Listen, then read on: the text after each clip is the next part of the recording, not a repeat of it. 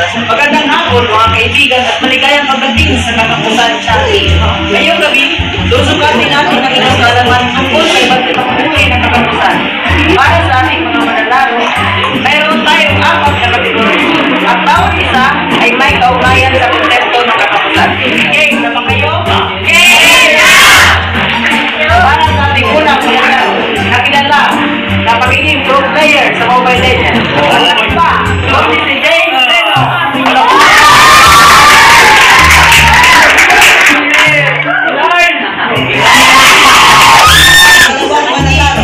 Nakilala sa pagiging pro player sa Mobile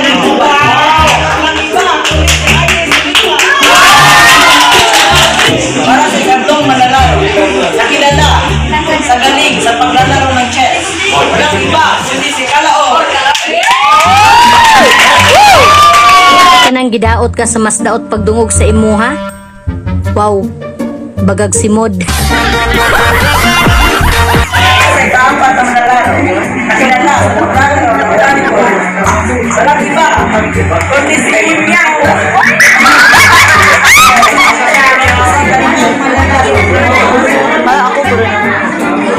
Nakilala sa galing sa paglalaro ng basketball. Walang iba, kundi si Mr. Cuevas.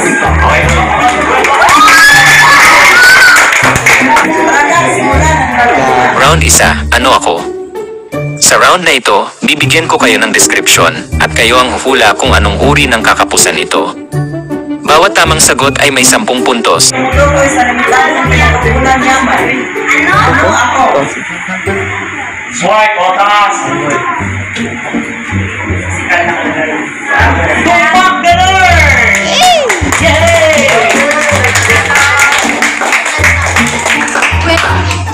Ako ay tumutukoy sa walang hanggang mga kailangan ng natutuhan ng tao. Ano? Ako! Nakaswipe.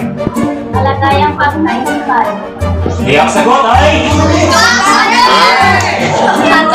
Ako ang katapusan kapag nahihirapan ang dalilasan at tao na paratingin at pagpapayunin ang kapakinabangan ng pinakapunan yaman. Ano ako? O, sino ang sasagot? Nakauna? Okay, may nakauna? Relative ba? Tama? Mali ang relative. Come on! Si Miao. Absolute. Absolute. Absolute. Okay, sagot niya ay... Tumpak ganun! Meow, meow, meow, meow. Pinakapunang yaman ay hindi makasukat sa walang hanggang mga kailangan ng natutuhan ng tao. Ano? Ako!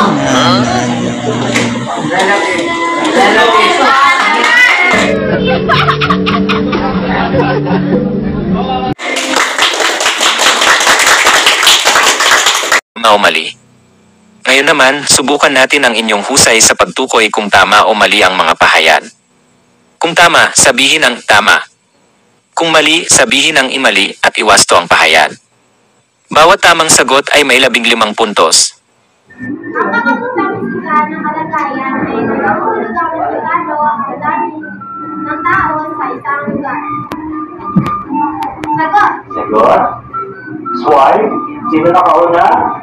Si answer, Kalaor. Mali. Ang kipisikal na kalagayan ay tumutukoy sa limitadong pinagkukunan yaman, hindi sa dami ng tao. Ang tanong.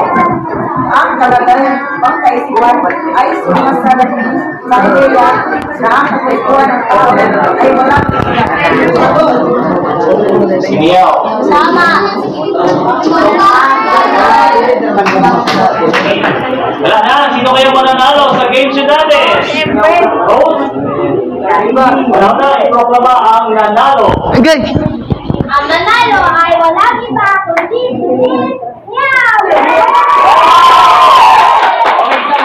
At diyan nagtatapos ang ating kapamusan challenge. Umaasa ako na marami kayo natutunan ngayong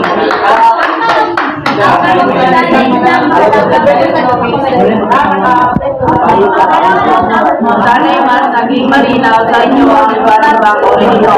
Salamat sa panonood at hanggang sa muli. Maraming salamat.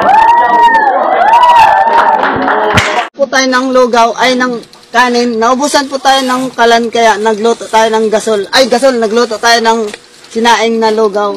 Nagluto tayo ng kanin pero dinagdagan ng tubig kaya nalugaw guys.